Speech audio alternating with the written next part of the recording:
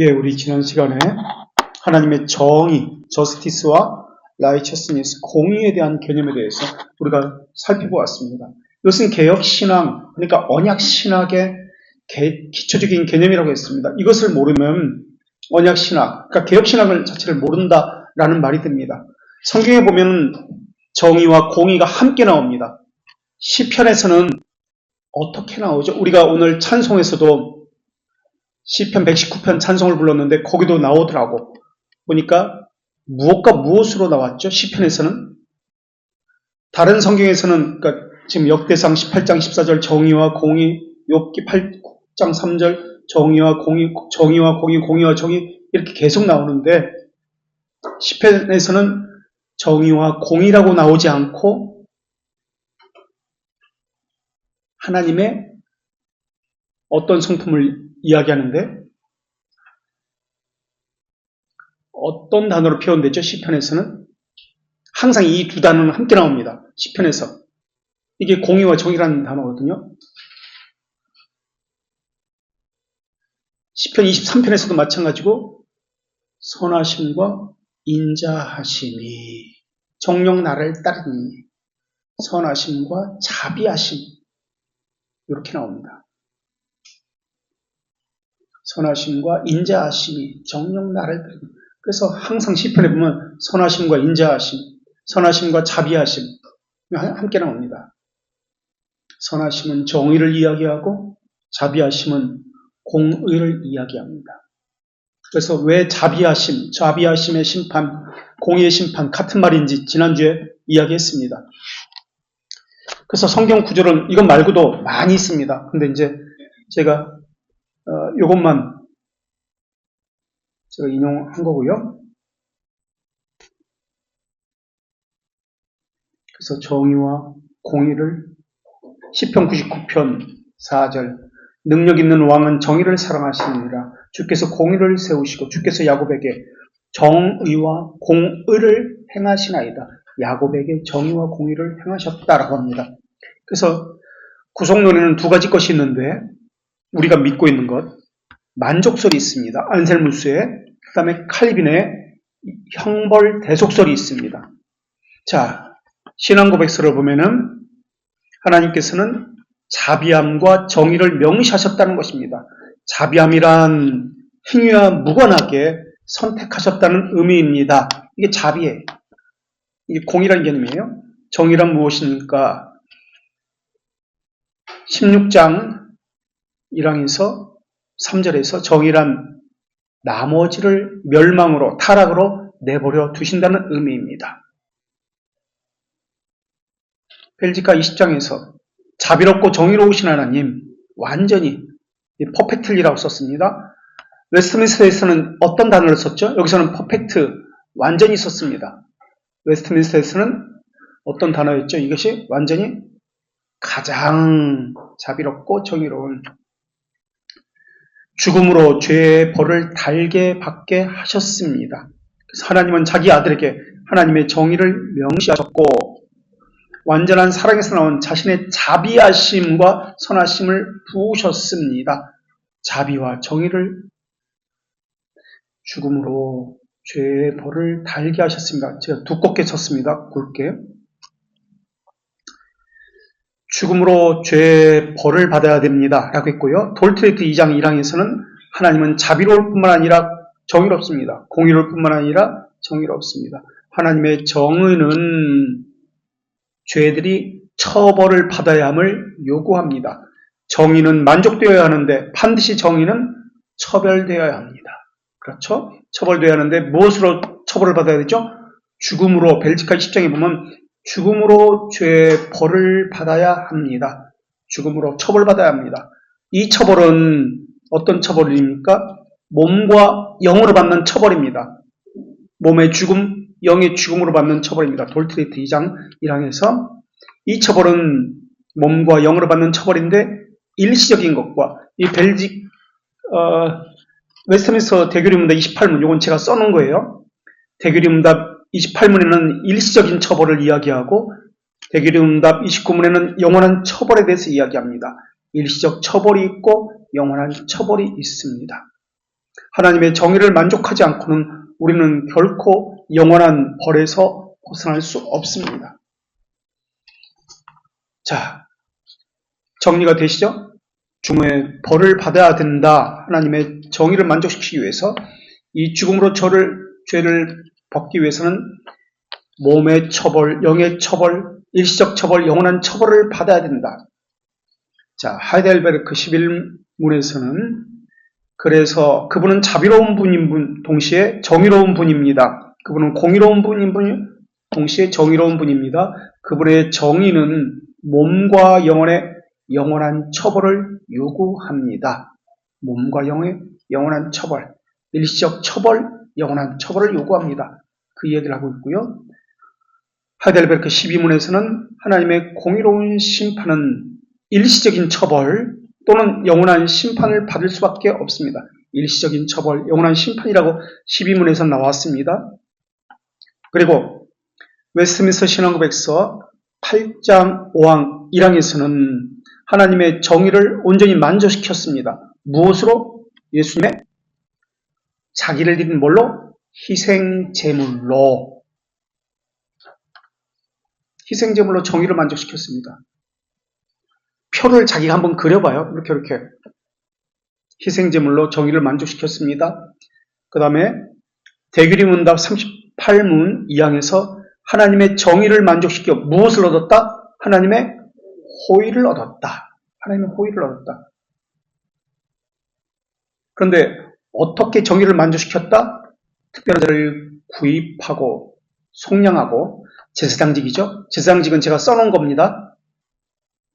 제사장직을 행하셨습니다.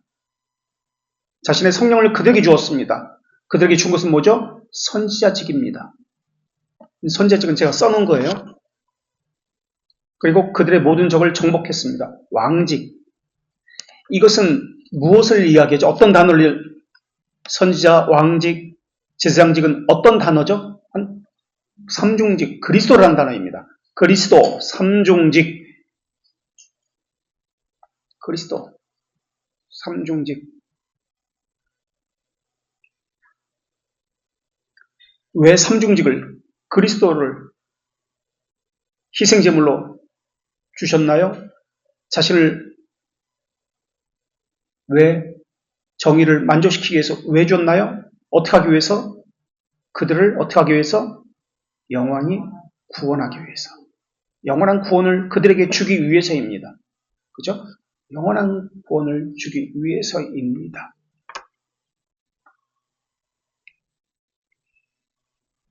그래서 대규리문답 38문 1항은 형벌 대속서를 설명합니다. 그래서 여기서는 제가 안 썼어요. 38문 2항은 형벌 대속설이 아니라 만족설인데 대속설이라고 잘못 썼네요. 그죠? 안셀무스의 만족설을 설명합니다. 그렇기 때문에 38문 1항은 형벌 대속설에서 인용하겠습니다. 라고 쓴 거예요. 자, 정리해볼까요? 우리가 지난 시간에 배운 건데 하나님의 정의는 어떻게 되죠? 만족되어야 합니다. 하나님의 정의는 무엇을 요구하죠?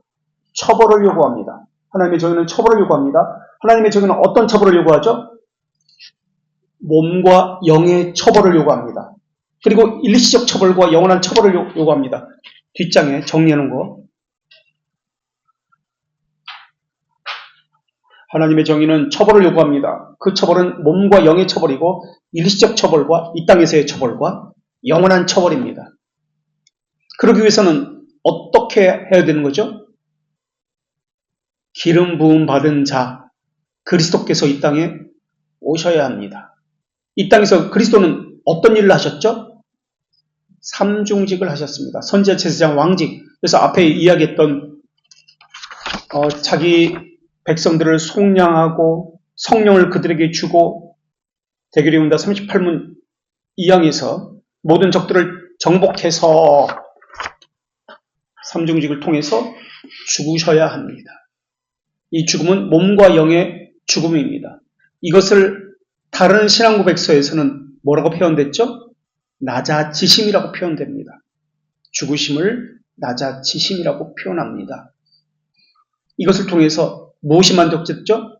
하나님의 정의가 만족되었습니다. 하나님의 정의가 만족되어서 그들은, 선택된 자들은 무엇을 얻었죠? 하나님의 호의를 얻었습니다. 하나님의 호의를 다른 말로 뭐라고 얘기했겠죠? 구원, 영생, 의와 생명, 언약의 성취라고 이야기합니다. 우리가 지난 시간에 이거 다 살펴본 거예요. 그죠? 하나씩 찾아보면서 살펴본 겁니다. 제가 지난 시간에 빠진 사람이 많아가지고 다시 정리한 거예요. 이게 만족설입니다.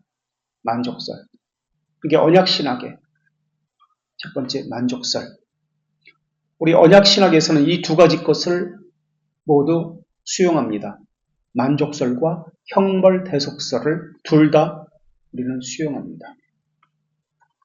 여기까지 혹시 정리가 됐나요? 질문 혹시 여기까지 이해되셨어요? 이거? 하나님의 정의는 몸과 영의 처벌, 일시적 처벌, 영원한 처벌을 받아야 합니다.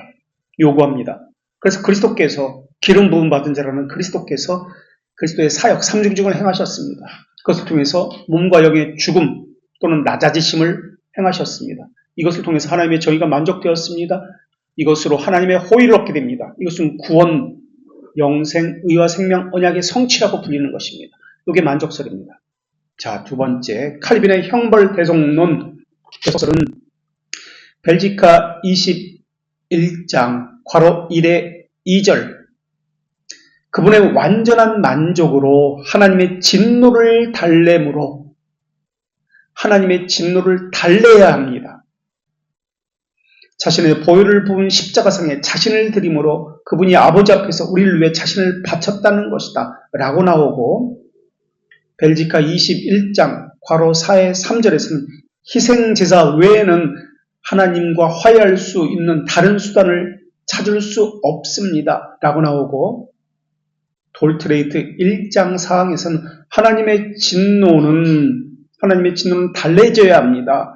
이 복음을 믿는 자들에게 믿지 않는 자들에게 머뭅니다. 믿는 자에게 머물지 않습니다. 하나님의 진노를 믿지 않는 자들에게 머뭅니다. 이와는 달리 예수님을 구세주로 수용하는 자들은 하나님의 진노와 파멸에서 구해지고 그들에게 영생의 선물이 부여됩니다. 하나님의 진노, 영생의 선물, 진노와 파멸. 돌트레이트 2장 4항 2절. 또 그분이 죽으심이 죄로 인해서 우리가 반드시 받아야 하는 것이 있는데 하나님의 진노와 저주입니다. 이것을 그분이 경험했습니다. 하나님의 진노는 달래져야 하는데 무엇을 통해서? 하나님의 저주를 받아야만 합니다. 무조건. 하이델베르크 37문. 그분이 몸과 영으로 하나님의 진노를 참고 견뎠고 유일한 속죄제물과 같은 수단으로 그분이 영원한 저주에서 우리의 몸과 영을 구속하셨고 하나님의 호의, 즉 의와 영생을 우리를 위해서 얻었다는 것입니다. 하나님의 진노는 달래져야 합니다. 그래서 필요한 것이 무엇이냐면 자신을 드리는 속죄 제물이 필요합니다. 그래서 영원한 저주에서 우리를 구속하셔서 하나님의 호의, 즉 구원, 의와 영생, 언약의 성취, 의와 생명을 우리가 얻게 되었습니다. 자, 대기문답 38문. 중보자의 필수 조건이 하나님이어야 하는 이유는 그분의, 하나님의 무한한 진노, 죽음의 세력 아래 인성을 유지하고 침몰당하지 않도록 보존하고 고통, 순종, 중재의 가치와 효과가 있기 위함입니다. 무한한 진노, 죽음을 받기 위해서, 진노를 달래기 위해서 누가 필요하다고요? 여기서는 무엇이 필요하죠? 어떤 분이 필요하죠? 하나님의 진노를, 영원한 진노를 달래기 위해서는 어떤 분이 필요합니까? 여기서는 중보자가 필요합니다. 네, 중보자가 필수 조건이어야 합니다라고 나오죠. 중보자. 하나님의 무한한 진노를 달래기 위해서는 중보자가 필요합니다.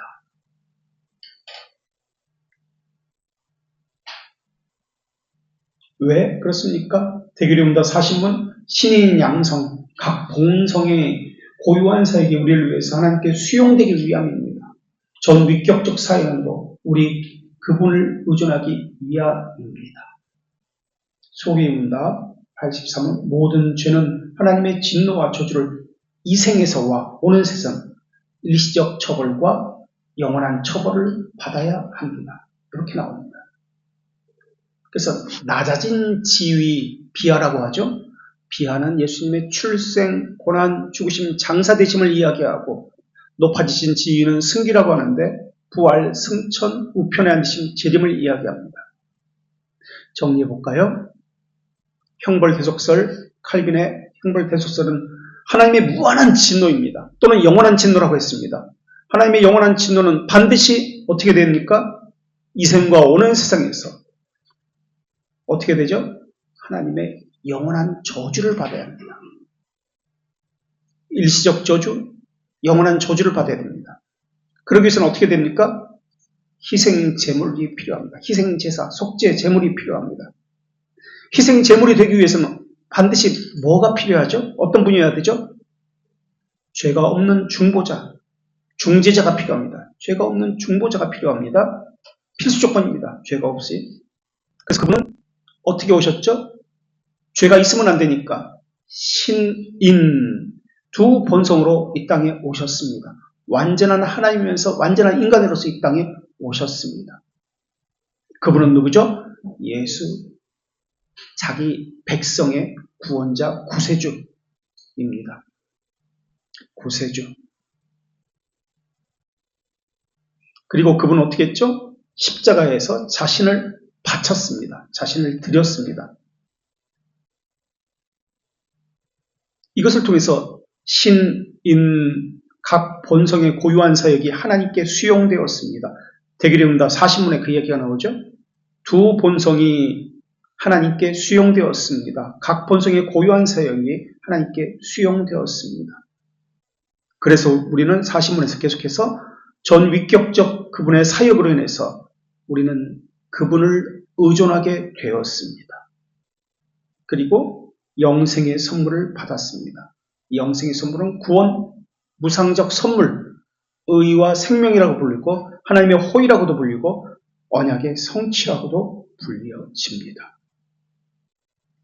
그래서 하나님은 심판대 앞에서 벨기카 16장과 20장, 돌트레이트 1장 15장 3절, 웨스트민스터 33장에서 하나님의 자비의 영광을 명시하고 또는 하나님의 정의의 영광을 명시합니다. 이것을 정의로운 심판 또는 공의로운 심판이라고 이야기합니다. 그래서 믿는 자들은 정의의 심판을 예수님이 대신 받으셨기 때문에 정의의 심판을 다시 받지 않고 공의의 심판, 다른 말로 자비로운 심판을 받습니다. 왜냐하면 이미 받았기 때문에 이렇게 되는 거예요. 이게 언약신학이에요. 언약신학의 기초입니다. 그래서 정의, 공의라는 개념에 대해서 바르게 이해해야 합니다. 그래서 집에 가셔서 다시 한번 이 신앙고백서와 교리문답서를 찾아가면서 정의와 공의라는 개념, 이 정리된 것을 다시 한번 자기 스스로 개념 정리를 하셔야 됩니다. 그래서 이거는 계속해서 끼워놓고 신앙고백서 이 책자에 우리 끼워놓고 살펴보시기 바랍니다. 혹시 이 부분, 요거에 대해서 의문 나는 거나 질문할 거 있으세요? 지난주 거 안 들으신 분들은 지난주 거를 들으시기 바랍니다. 지난주에 자세히 설명했고 지금 오늘은 지난주 못 들은 분들을 위해서 다시 한번 정리된 것을 짧게 설명드린 것입니다. 질문사항 없어요? 요거 관련해서. 자, 사람은 타락한 이후 모든 사람입니다. 하나님의 정의의 심판의 대상입니다. 그렇죠? 그런데 예수 그리스도 하나님의 자녀는 더 이상 정의의 심판을 받지 않습니다. 왜냐하면 예수님께서 정의의 심판을 그들을 대신해서 대속이라고 그러죠. 대속죄, 희생제물 대신 받으셨기 때문에 그렇습니다. 그런데 이 구속자는 구세주는 자신이 속전을 지불했는데도 불구하고 자신의 것으로 여기지 않고 자기 백성에게 준 것으로 여기셨습니다. 속전, 노예를 살 때 준 돈, 속전이라고 그래요. 상업적인 용어로 속전. 이 속전을 지불했는데, 자신의 목숨으로 지불했는데, 이 속전을 지불하고도 자기 것으로 여기지 않고 자기 백성에게 준 것으로 여깁니다. 이것을 뭐라고 이야기하나요? 성경에서는 어떤 단어를 쓰는데, 혹시 속전을 지불하고 자기 것으로 여기지 않고 다른 사람에게 물려준 것, 뭐라고 할까요? 이것을 다른 사람에게 물려준 것, 대신 준 것. 네? 뭐라 그랬는데 누가? 기업 무르기. 기업 무르기. 룻기에 나오죠? 기업 무르기. 자신의 생명으로 예수님이 지불한 겁니다. 그런데 자신이 선택한 자에게 이 기업을 준 겁니다. 기업 무르기 한 거예요.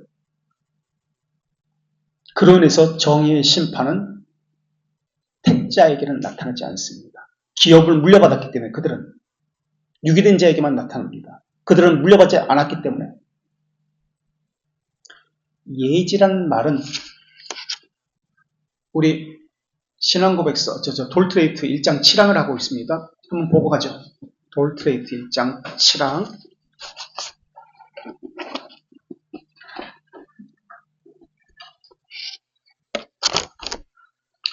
페이지가 46쪽에 있습니다. 1장 7항. 선택. 셀렉트가 아니라 일렉트라고 말씀드렸습니다. 셀렉트는 수많은 것들 중에서 좋은 것을 고르는 것, choose. 근데 여기는 그것과는 상관없이 행위를 배제하는 거, elect, 선택. 선택된 수는 본성상, 이게 고치라고 했습니다. 본성상이 아니라 선천적이라고 고치라고 했습니다. 선천적, 다른 자들보다 또는 자연적, 다른 자들보다 더 나은 것이나 당연한 것에 근거하지 않습니다. 일반적 비참함과 관련된 자와 함께합니다.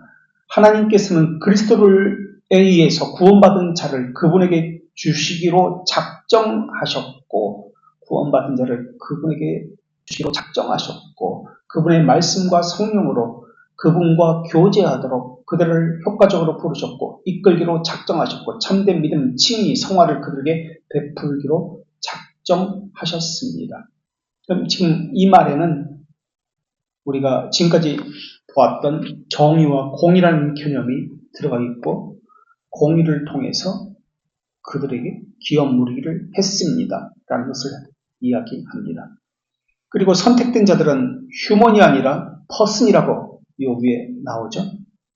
이거 지난 시간에 이것도 찾아봤던 겁니다. 휴먼이 아니라 휴먼은 존재물, 기계 같은 어떤 물질을 이야기합니다. 그러나 퍼슨은 인격을 이야기합니다.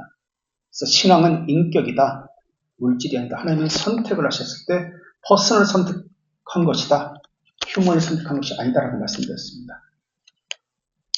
자, 예지라는 말은 선택, 이 예지, 이런 말은 과거, 현재가 있어서 미래가 있어서 미래의 것을 미리 안다는 의미가 아닙니다.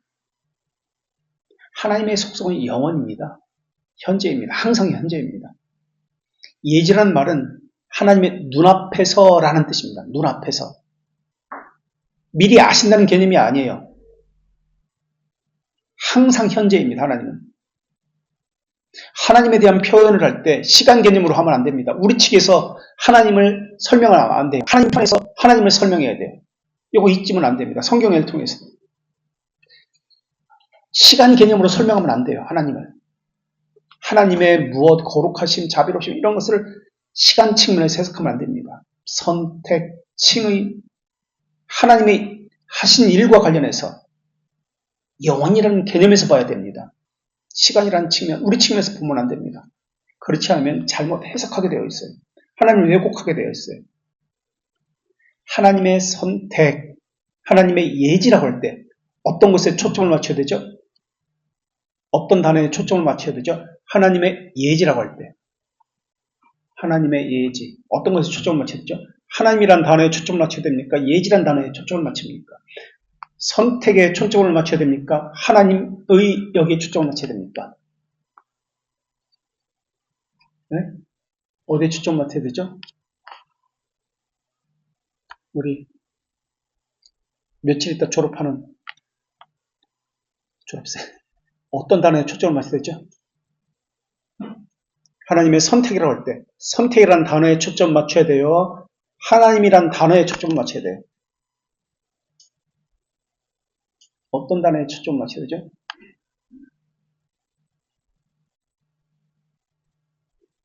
하나님. 그렇지. 하나님.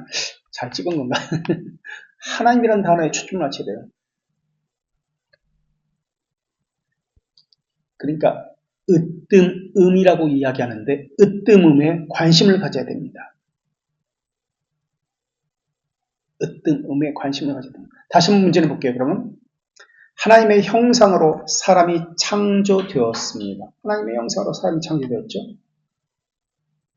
자, 그럼 천사도 하나님의 형상으로 창조되었습니까? 하나님의 형상으로 천사도 창조되었습니까?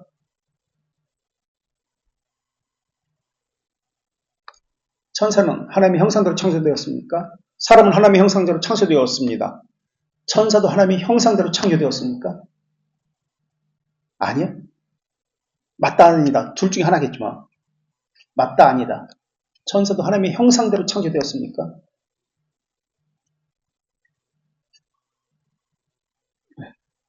뭐야? 천사 아니라고? 정유는 맞다 아니다. 둘 중에 하나.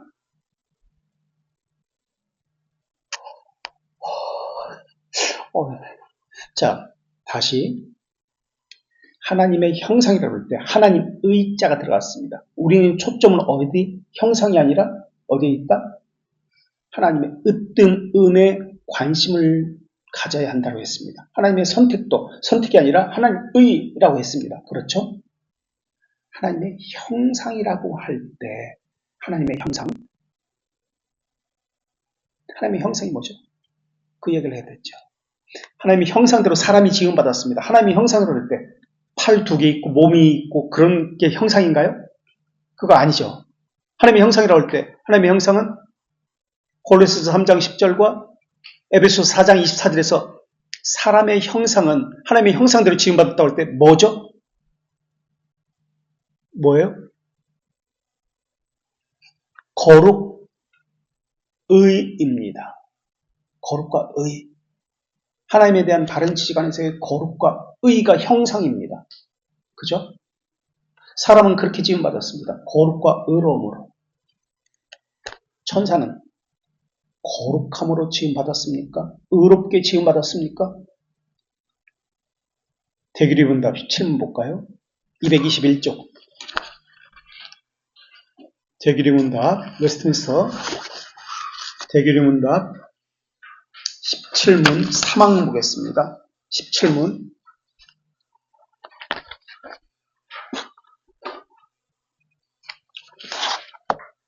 사람을 하나님께서 어떻게 창조했습니까? 17문 3항 221조 우리가 가진 책. 그들은 사람은 자신의 하나님의 형상을 따라, 즉 하나님의 형상이 무엇입니까? 바른 지식, 진리, 왜곡되지 않은 바른 지식 안에서 공의와 거룩으로 창조되었습니다. 공의와 거룩으로 창조되었습니다. 사람은 하나님의 형상. 그럼 그 바로 위에 있는 17문을 볼까요? 16문 참. 16문 여기는 천사가 어떻게 창조되었는지를 이야기합니다. 하나님은 천사를 16문에서 어떻게 창조했습니까? 하나님은 모든 천사를 영으로서 불멸하고 거룩하고 지혜에서 탁월하고 능력에서 강하게 창조하여 라고 나왔습니다. 지식에서 탁월하고 거룩하고 능력에서 강하게 그분의 계명을 수행할 수 있게 창조되었습니다. 천사도 사람처럼 하나님의 형상대로 창조되었습니다. 라는 것을 말하고 있습니다. 그렇다면 사람과 천사의 차이점이 무엇입니까? 어떤 차이점이 있죠? 천사도 하나님의 형상대로 창조되었습니다. 사람도 하나님의 형상대로 창조되었습니다. 천사와 사람의 다른 점은 어떤 점에서 다르죠? 변할 수 있는 상태로 창조되었습니다. 천사도, 그죠? 사람도 타락할 수 있는, 변할 수 있는 상태로 창조되었습니다. 똑같아요. 근데 틀린 점이 있습니다. 다른 점이 뭐예요? 거룩, 이것은 동일합니다. 바른 지식, 동일합니다. 지식에서 탁월했습니다. 어떤 점이 다르죠? 처음에 나오죠. 하나님은 모든 천사를 무엇으로 창조했다? 영으로 창조되었습니다. 천사는 영으로 창조되었습니다. 영. 사람은 몸과 영으로 창조되었습니다. 이렇게 나와요. 이게 달라요. 사람은 남자, 여자, 또 몸과 영으로 창조되었습니다. 천사는 남녀가 없이 영으로만 창조되었습니다. 그게 달라요. 그런데 우리는 천사들을 보면은 마치 여자 천사처럼, 몸을 가진 천사처럼 그렇게 이야기합니다. 아닙니다. 영, 성별이 없는 영으로 창조되었습니다. 천사는 하나님의 형상대로 창조되었습니다. 그래서 형상이라는 관점에 주의하게 되면 우리 측면에서 보게 돼요. 하나님을, 천사를 참. 그래서 여자하고 남자 있다는 것처럼 생각되어집니다. 또 몸을 가진 것처럼 형상에 집중하니까.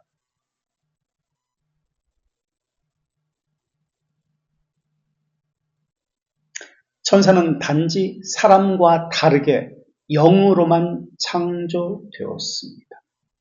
또 차이점이 있습니다. 여기는 나오지 않습니다만은 천사와 사람의 차이점이 무엇일까요? 사람은 몸과 영으로, 남자와 여자로 창조되었습니다. 천사는 영으로만 창조되었습니다. 성별이 없습니다. 또 차이점이 있습니다. 사람과 천사의 차이점. 사람은 중생의 가능성이 있습니다. 천사는 중생이 없습니다. 이게 차이점입니다. 사람은 지식, 고룩, 의가 회복될 수 있습니다. 그러나 천사는 한번 타락하면은 중생이 없습니다. 회복될 수가 없습니다. 이 차이점이 있습니다. 타락으로 인해서 영의 기능이 부패해졌고 하나님의 선하심을 바라지 못하고 구원을 동반하는 영적 선을 바라지 못합니다. 이것을 전적 타락이라고 이야기합니다. 그러나 사람은 중생이 가능성이 있습니다. 영의 기능이 회복될 수 있습니다.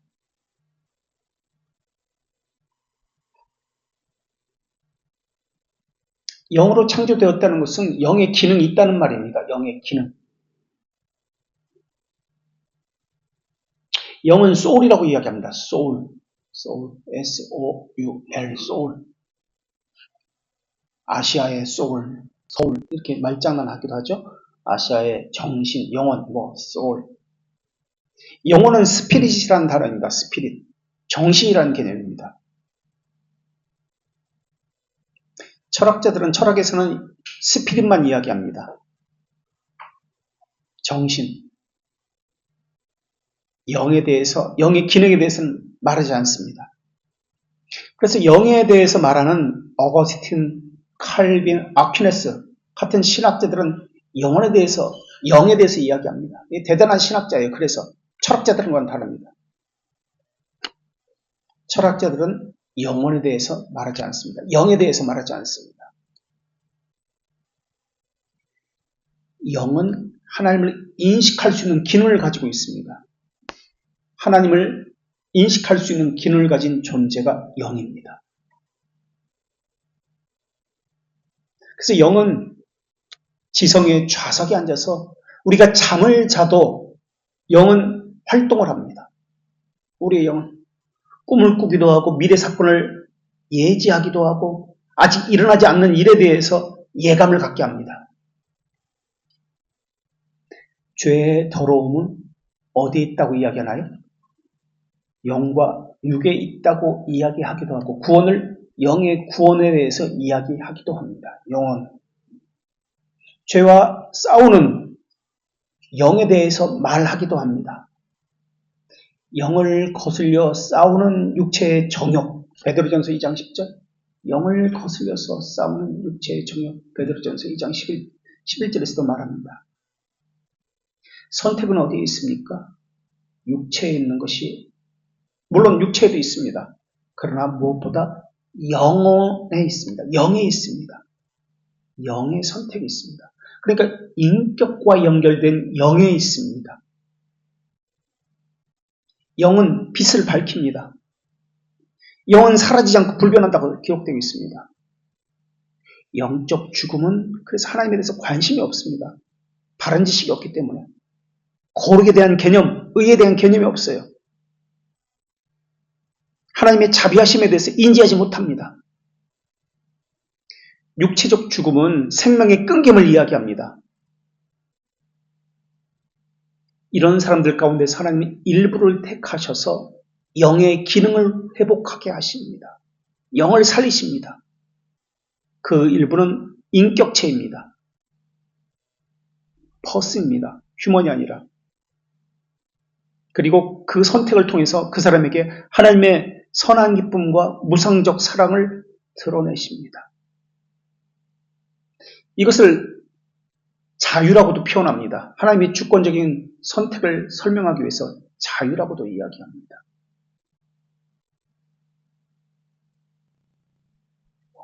누구의 간섭 없이, 누구의 영향 없이 선택된 것이다 라는 의미에서 말입니다.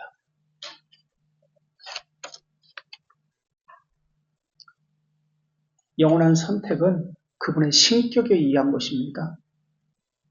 하나님의 신격은 불변하고 영원합니다. 신격에는 단일성이 있는데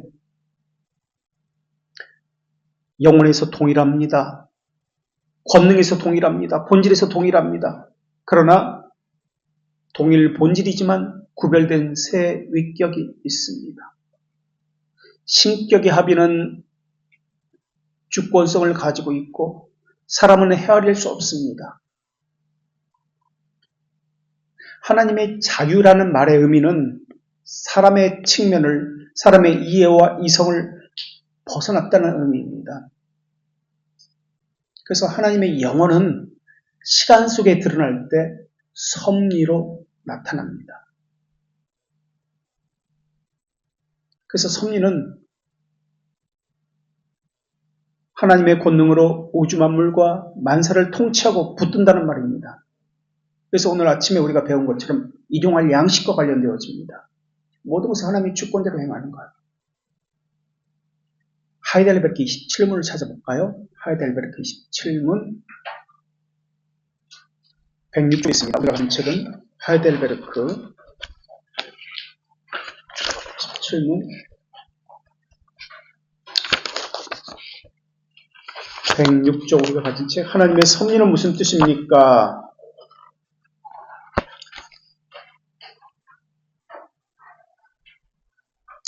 하나님의 전능하심과 어디든 미치는 그분의 권능입니다. 이 권능으로 하나님은 하늘, 땅, 모든 피조물을 자신의 손으로 붙들고 통치합니다.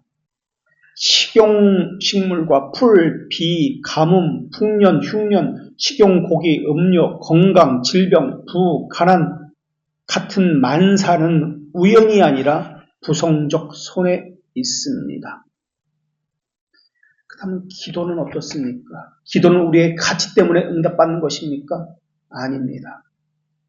하나님의 자비하심에 의해서만 응답이 있습니다. 내가 열심히 기도했기 때문에 내가 무엇이 잘나서 기도 응답받는 거 아닙니다. 일용할 양식을 위해서 기도했기 때문에 기도 응답받는 거 아닙니다. 하나님의 자비하심에 의해서입니다. 이것이 교리문답의 맨 마지막 결론입니다. 모든 것이 하나님의 자비하심에 의해서입니다. 우리의 선택도 하나님의 자비하심에 의해서입니다. 일용할 양식을 주는 것도 하나님의 자비하심에 의해서입니다. 이것이 교리 문답서의 맨 마지막 대교리 문답 196문. 우리가 가진 책은 296쪽에 있습니다. 296쪽 맨 마지막을 보겠습니다. 대교리 문답 맨 마지막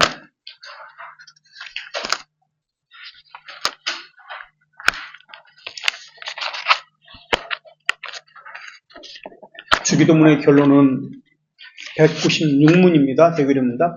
주기도문의 결론은 우리에게 무엇을 가르칩니까? 주기도문의 결론은 이 강구로 우리의 청혼을 강화하도록 하지만 우리 가치에게 있는 어떤 가치성 때문이 아닙니다. 어떤 다른 피조물 때문이 아닙니다. 하나님에게서만 나오도록 가치 있습니다. 영원에서만 선택되었습니다. 이렇게 이야기합니다.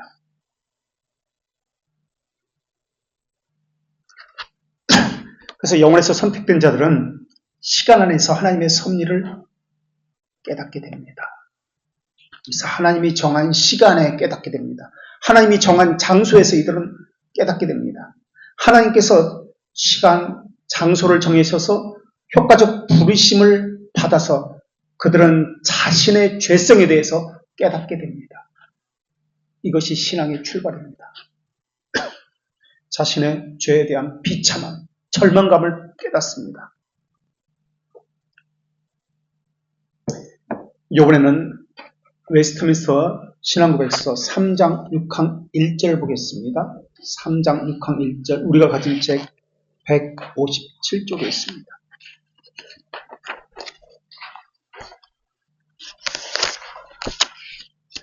우리가 가진 책 157쪽 3장 웨스트민스터 6항 1절입니다.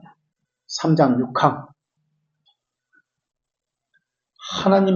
하나님은 하나님의 영광에 이르도록 선택한 자들을 정하셨습니다. 그래서 하나님의 백성은 무엇을 목적으로 한다? 하나님의 영광입니다. 오늘 아침에도 배운 것처럼 일용할 양식도 하나님의 영광에 종속되어야 합니다. 하나님의 영광을 목적으로 삽니다. 자신의 의지에 따라 하나님의 의지에 따라 영원하고 가장 자유로운 목적에 의해서 모든 수단도 미리 정하셨습니다. 그러므로 선택된 자들은 아담 안에서 타락되었지만은 그리스도로 구속을 받고 정한 시간에 정한 시기에 그리스도의 영으로 그분을 믿도록 효과적으로 부르심을 받습니다. 효과적 부르심의 뜻은 뭐죠? 반드시 성취된다. 효과적인 일들이 일어난다. 효과적인 부르심을 받고 반드시 이루어진다는 뜻이에요. 효과적 부르심. 의롭다 여겨지고 칭의, 죄들의 용서, 양자됨, 성화되고 그리고 그분의 권능에 의해서 믿음으로 말미암아 구원에 이를 때까지 보존, 견인됩니다.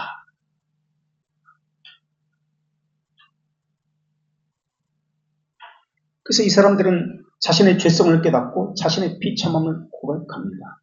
이것을 겸손이라고 이야기합니다. 이 겸손으로부터 기독교 강요가 시작됩니다. 기독교 강요 1권 1장 1항 이 겸손에 대해서 이야기합니다. 겸손은 다른 것이 아닙니다. 자기 부인은 다른 것이 아닙니다. 하나님을 떠난 삶이 얼마나 처참하고 추악한지 깨달았다는 의미입니다. 자신이 하나님을 얼마나 대적하고 있는지 깨달았다는 의미입니다. 하나님을 벗어나면 얼마나 고통스럽고 추악한지 깨달았다는 의미가 겸손입니다. 그래서 믿음의 대상은 하나님 외에는 없습니다. 내가 의존할 수 있는 분은 하나님 외에는 없습니다. 라는 것을 이야기하는 것이 겸손입니다. 이게 신앙의 출발이에요. 죄를 인식했다는 의미예요. 믿음의 대상은 하나님을 모르고 또 내가 어떤 존재인지 모르고 내 죄성을 깨닫지 못하고 신앙생활을 한다는 것은 내가 만든 하나님, 자기가 만든 신을 섬기는 것과 같습니다. 그것은 자기 자존심 또는 자기 가족일 수도 있고 아니면 자기가 생각하는 물질, 명예, 어떤 것일 수 있습니다. 그걸 하나님처럼 섬기면서 우상숭배하고 있는 거예요. 신앙생활 아니에요. 그런 사람들의 특징이 있습니다. 하나님을 배우려고 하지 않습니다. 하나님이 어떤 분인지 배우려고 하지 않습니다. 관심이 없어요. 그거에 대해서. 신앙생활이 아니에요. 자기가 고안한 어떤 것을 섬기려고 합니다. 하나님에 대해서 바르게 알고 믿는 것을 경건이라고 하는데 경건이라는 것은 하나님과 자신과의 관계에서 비롯된 것이 경건입니다. 하나님이 어떤 분인지 알고 내가 어떤 존재인지 죄인이라는 것이 처참하고 비참하게 깨달아지는 것을 통해서 경건이 나옵니다. 하나님과의 관계, 이웃과의 관계. 그래서 하나님은 하나님이 택하신 자에게 이런 하나님이 어떤 분인지 우리 자신의 비참함과 죄성에 대해서 깨닫게 하십니다. 그리고 하나님이 정하신 시기에 하나님이 정하신 장소를 불러서 하나님을 사귀게 하십니다. 교제하십니다. 그리고 하나님이 정하신 그 다른 지체들과 교제하게 하십니다. 이게 시간 안에서 일어나는 하나님의 선택의 경륜입니다. 그러니까 하나님에 대한 지식이 없으면 자신에 대한 지식도 없어요. 자신의 죄성에 대해서 깨닫지 못한 자는 예수 그리스도를 필요로 하지 않습니다. 하나님에 대해서 관심이 있다는 말은 자신에 대해서도 관심이 있다는 말이에요. 그래서 하나님에 대한 지식과 자기 자신에 대한 지식은 늘 함께 갑니다. 하나님에 대한 지식을 가졌다는 말은 하나님의 부르심을 받았다는 의미이기도 합니다. 물론 하나님의 부르심에는 두 가지 부르심이 있습니다. 어떤 부르심과 어떤 부르심이 있었죠? 예? 어떤 부르심과 어떤 부르심이 있어요? 하나님의 부르심에는 효과적 부르심과 또 복음적 부르심, 외적 부르심과 내적 부르심이 있습니다. 외적 부르심을 복음적 부르심이라고 합니다. 내적 부르심을 효과적 부르심이라고 합니다. 우리가 받아야 될 부르심은 어떤 부르심인가요? 효과적 부르심입니다. 교회 다니는 거 중요한 거 아니에요. 중생이 필요합니다. 그리고 중생의 경험이 필요합니다. 그게 참된 부르심이기 때문에 그렇습니다. 복음에 대해서 깨달았다, 많은 지식을 알고 있다. 그건 복음적 부르심이에요. 외적 부르심이에요. 교회에서 많은 것을 섬겼다, 외적 부르심이에요.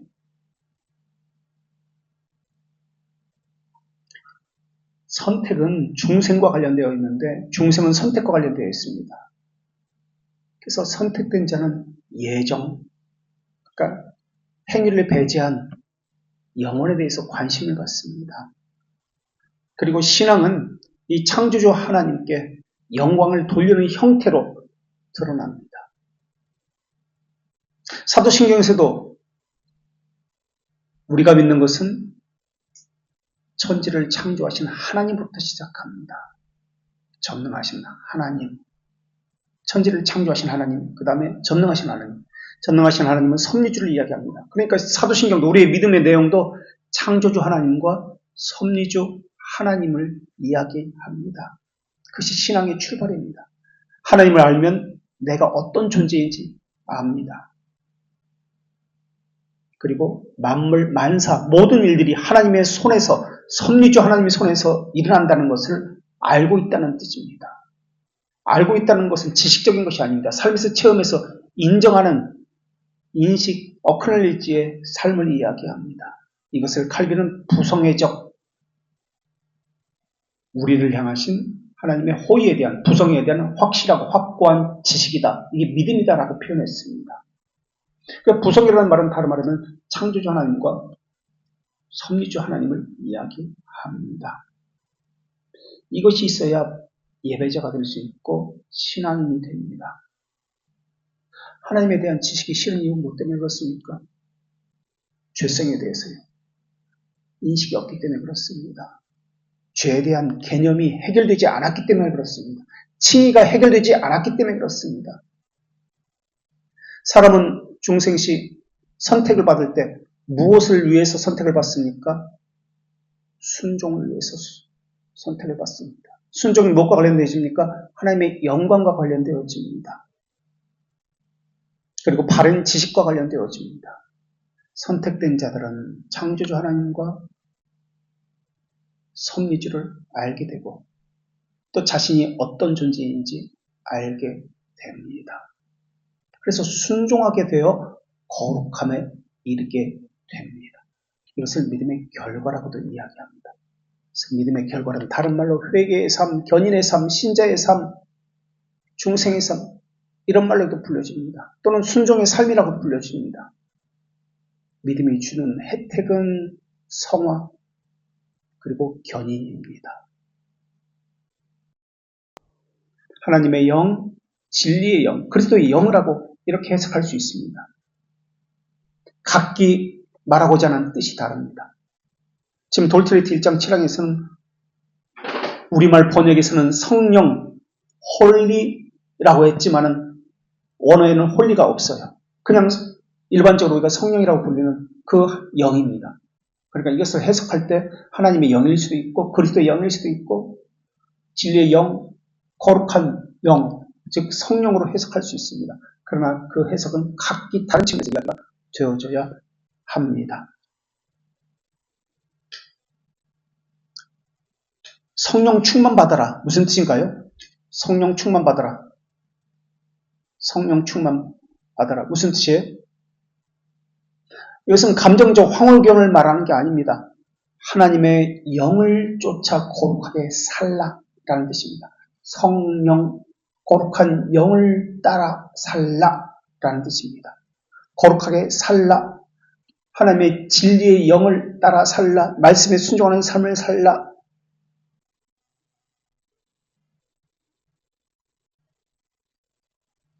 성령 하나님은 그리스도의 영이라고 불리는데 그리스도의 영은 구속사역을 우리에게 적용하신다는 뜻입니다. 그래서 말씀을 수단으로 통해서 그리스도의 구속사역을 확인하게 하신다. 효과적으로 이끄신다. 그 뜻입니다. 그리고 성례를 통해서는 우리가 그리스도를 따라 바르게 사는지 확인하게 하십니다. 이것의 결과가 하나님과 교제로 나타납니다. 여기서 보면 하나님과 교제하도록 그들을 효과적으로 부르셨습니다. 말씀과 성령으로 그분과 교제하도록.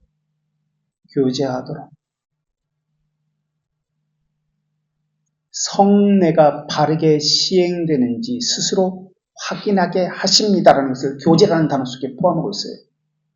성례. 말씀과 영으로 역사한 결과가 하나님과 교제입니다. 교제하게 하십니다. 이 단어를 보면은 교제를 통해서 타락 이후에 잃어버렸던 하나님과의 교제가 회복되었습니다. 라는 것을 이야기합니다. 영의 기능이 회복되었습니다. 이것을 이야기합니다.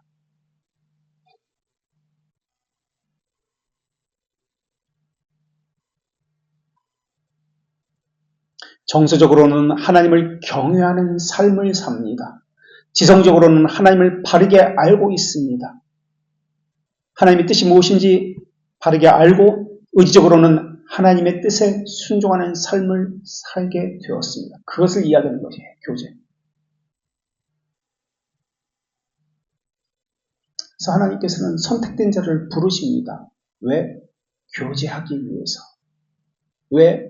그들에게 영원한 구원, 영생을 얻게 하기 위해서입니다. 우리 지금 요거는 지금 한 줄이에요. 한 두세 줄밖에 안 돼요. 여기는 깊은 의미가 있습니다. 웨스트민스터 신앙고백서 순서를 한번 보겠습니다. 웨스트민스터 신앙고백서를 한번 펴볼까요? 3장부터 보겠습니다. 지금 영원한 작정, 선택을 이야기했습니다. 선택을 이야기하면서 수많은 것을 이야기했어요. 교제라는 한 단어 속에서, 성령과 영이라는 이 한 단어, 그 말씀이라는 한 단어 속에서 많은 것들을 이야기했습니다. 웨스트민스터 순서 보겠습니다. 제목만 볼게요. 3장. 뭐가 나오죠? 제목이 뭐죠? 3장. 웨스트민스터 신앙고백서 3장. 3장이 뭐예요? 웨스트민스터 신앙백서 3장 작정, 다른 말로 선택, 작정. 그 다음은 4장 작정이 문제입니까? 창조가 문제입니까? 4장이 뭐예요? 웨스트민스터 신앙백서 4장 4장이 뭐예요? 창조. 5장 섭리. 6장 타락. 천사 타락, 인간 타락이 나오죠. 자, 작정이 먼저입니까? 타락이 먼저입니까? 순수적으로 보세요. 작정이 먼저예요? 선택이 먼저예요? 그러니까 타락이 먼저예요. 언제 작정을 하신 거죠? 선택을 하신 거죠? 언제 작정을 하신 것이죠? 언제 선택을 한 거예요? 우리 저기 졸업생 언제? 그렇죠. 그런데 어떤 사람들은 타락 후라고 이야기합니다. 타락 전 선택설이 여기서 나옵니다. 타락 전 선택. 타락 후 선택이 아닙니다. 어떤 사람들은 개혁신앙을 가졌는데 타락 후 선택설을 이야기합니다. 타락 후에 하나님께서 택한 사람을 선택하셨다. 아닙니다. 타락 전, 창조 전, 영혼에서 선택했습니다. 그 다음에 나오는 것이 뭐죠? 시간 안에서 드러나는 사건들이 나옵니다. 7장이 뭐죠? 7장, 웨스트민스터 신앙백서 7장,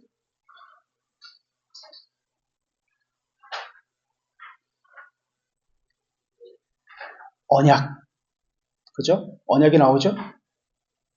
8장, 언약 다음에 나오는 것이 중보자, 언약 중, 이 순서가 중요합니다. 이 모든 것을 담고 있어요. 지금 여기에 선택에. 중보자, 9장, 자유, 의지가 나옵니다. 10장, 자유지 다음에 효과적 부르심, 내적 부르심이 나와요. 효과적 부르심. 그 다음에 11장에 칭의, 12장에 뭐 나와요? 웨스트민스터 신앙백서 12장 양자됨. 지금 이게 돌트리트 1장 7장에서 다 나와요. 지금 효과적 부르심, 칭의, 양자됨. 그 다음에 13장에 뭐가 나와요? 13장에 성화. 돌트리트 1장 7장 2절에서 그 순서를 그대로 이야기하네? 순서 그대로 이야기해요. 지금 웨스트민스터.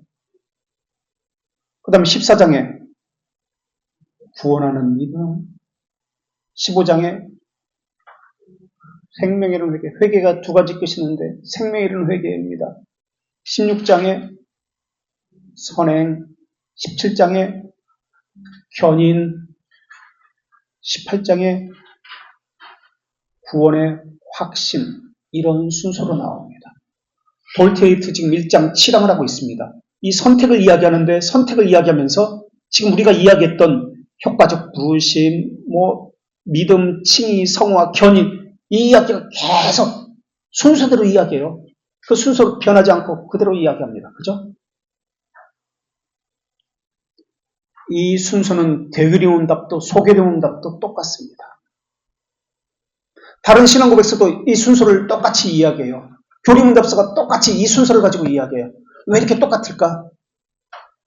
왜 이런 비슷한 교리문답서 신앙고백서가 이 순서를 가지고 이야기할까? 제1원인인 예정, 제2원인인 사람의 자유의지, 우리 보기에는 충돌되고 모순되는 것 같습니다. 그러나 하나님 보시기에는 충돌되거나 모순되는 것이 없습니다. 사람은 자기 측면에서 해석하고 자기 측면에서 보기 때문에 모순되고 충돌되고 이해가 안 됩니다. 제1원인은 제2원인을 포함하고 있습니다. 지금 이것을 우리는 구원의 서정이라고 이야기합니다. 구원의 서정은 하나님의 영원한 작정과 목적에 대한 논리적 설명입니다. 시간적인 연대적인 순서가 아닙니다. 논리적인 설명입니다. 이 순서는 시간과 사람의 측면이지만 하나님의 역사입니다. 구원의 서정은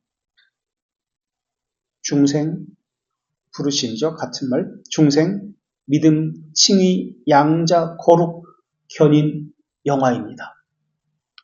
구원의 서정은 논리적 순서입니다. 시간적 순서 아니에요. 논리적 순서는 중생, 같은 말입니다. 효과적 부르심과 중생은 같은 말이에요. 부르심 또는 중생, 믿음, 칭의, 양자됨 또는 자녀됨, 칭의, 자녀됨, 거룩 또는 성화라고도 이야기하죠. 성화, 견인, 영화입니다. 시간적 측면이 아닙니다. 논리적 순서입니다. 그리고 지금 웨스트민스터에서 순서를 보았습니다. 영원한 선택이 시간 속에서 나타내었을 때 선택된 자를 부르시고 효과적 부르심, 중생하시고 이것을 믿음을 우리 심정에 불태운다, 심는다라고 벨지카 22장에서 이야기했습니다. 그래서 돌트레이트 1장 7항은 선택에 관해서인데 1장 7항 1절은 선택교리에 대한 선언적 교리 설명입니다. 선언적 교리 설명이고 지금 2절은 선택된 자가 받는 하나님이 주시는 혜택에 대한 교리를 이야기합니다. 선택된 자가 받는 혜택이 무엇인가? 그래서 지금 구원의 서정에 대해서 지금 설명하고 있는 거예요. 지금 2절에서 구원의 서정에 대해서 요약해서 이걸 여기에 다 포함해서 설명하고 있습니다. 그러니까 요 2절이 참 힘들어. 모든 것을 포함해서 설명하고 있기 때문에 2절은 구원받는 자가 받는 혜택을 설명하는 것이 2절이고 3절은 견인교리 3절은 견인교리를 설명하는 것이 3절입니다.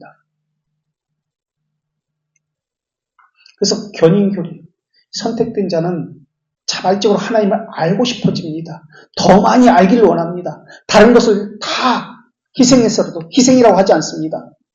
더 좋은 것을 얻기 위해서 시간, 물질, 자신의 모든 것을 내려놓고 하나님을 알고 싶어집니다.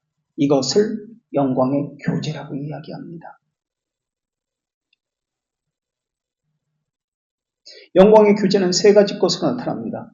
이생에서 첫 번째, 두 번째, 죽음 직후에 첫 번째는 이생에서 나타납니다. 두 번째는 죽음 직후에 나타납니다. 세 번째는 영광의 부활 시에 이것이 이루어집니다.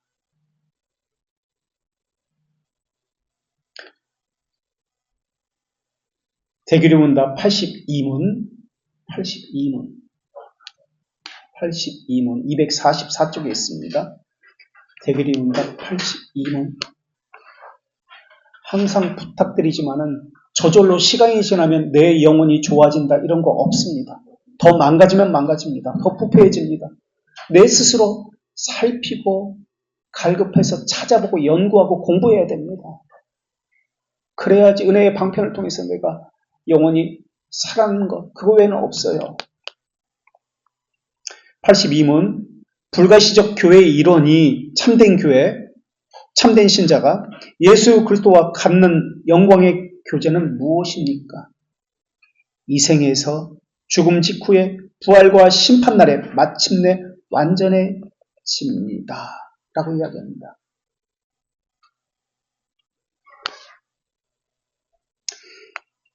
예정과 자유, 의지에 관해서 5가지 의견이 있습니다. 대체적으로. 첫 번째는 우리가 배우고 있는 것처럼 칼빈과 어거스틴의 입장에 예정을 이야기합니다. 인간 노력으로 바꿀 수 없다. 하나님의 예정을 바꿀 수 없다는 것이 첫 번째입니다. 이게 우리 칼빈과 어거스틴, 하나님의 주권입니다. 절대 바꿀 수 없다. 아무리 기도해도 안 된다. 둘째, 신인 협력론입니다. 하나님과 인간이 서로 협력해서 한다는 것입니다. 펠라기우스입니다. 세 번째 주장은 하나님이 모든 것을 아시고 예지하신다는 예지 예정론입니다. 인간의 의지를 하나님이 미리 아셨기 때문에, 그래서 하나님의 뜻보다는 인간의 뜻이 그 상황을 만든다는 것입니다. 이게 알미니안의 주장입니다. 알미니안의 주장.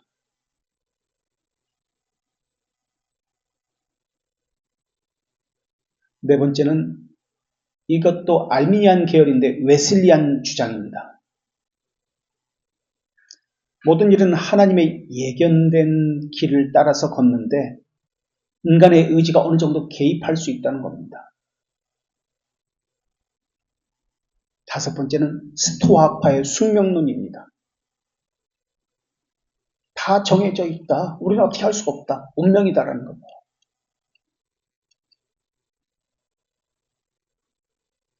우리는 선택을 배울 때 하나님의 측면에서는 영혼이고 우리 측면에서는 시간이라고 배웠습니다.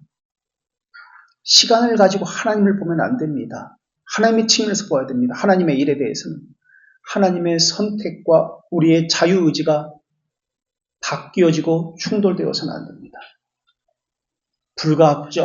불가항력적 은혜라고 이야기합니다. 그래서 무조건적 선택이라고 이야기합니다. 사람들은 예정이 하나님의 무조건 하기 때문에 인간의 자유의지가 부정된다고 생각하는데 아닙니다. 인간의 자유의지를 포함하고 있습니다. 충돌된다고 생각하는데 예정과 사람의 자유의지가 충돌된다고 생각하는데 아닙니다. 조화롭고 어울립니다. 그것까지 다 포함해서 하나님께서 행하십니다. 내가 행한 것 같지만 내가 행한 것이 아니에요. 하나님의 예정 가운데 들어있는 것을 내가 자발적으로 행하는 겁니다. 모순되는 것 같지만 조화를 이룹니다. 하나님의 정의와 하나님의 자비가 어떻게 이것이 조화를 이룹니까? 충돌되는 것이지. 한쪽에서는 정의를 행하라고 처벌받아야 된다고 요구합니다. 한쪽에서는 하나님의 자비하심이 다 용서해야 된다고 요구합니다. 이게 어떻게 충돌이 되지? 조화가 됩니까?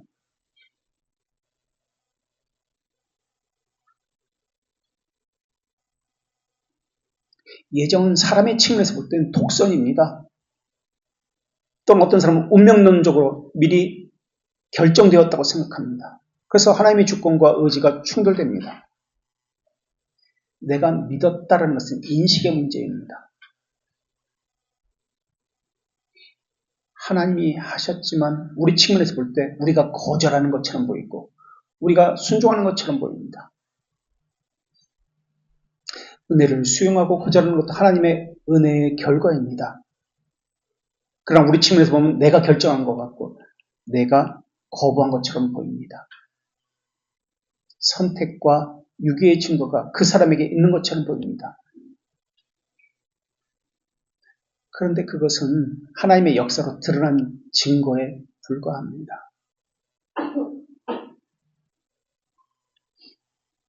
혹시 여기까지 질문 있으세요?